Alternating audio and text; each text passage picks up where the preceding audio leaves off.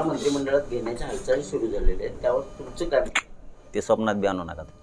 मंत्रिपदाचं एवढं स्वप्न आहे. अजितदादाचा पुरा पक्ष संपन्न ह्याकडेच त्याकडेला.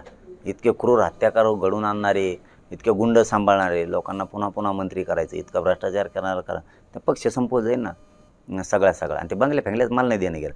आणि याच्याही पुढचं सांगतो, कितीही मंत्री व्हा देऊ, आमचं ते दुःखच नाही.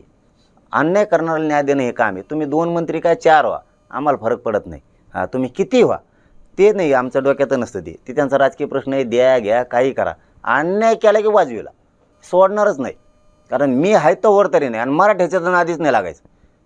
बाकीच्यावर तर तुम्ही अन्याय करतायचे, पण मराठ्यावर इथून पुढं अन्याय केला की तुमचं बूड बसलं म्हणून समजायचं. ते बंगल्या फिकले ते आमचा विषय नाही. सोड नाही नको सोडून मसडी का बांधे ना तिथं नेऊन, आम्हाला काही देणे घेणं नाही.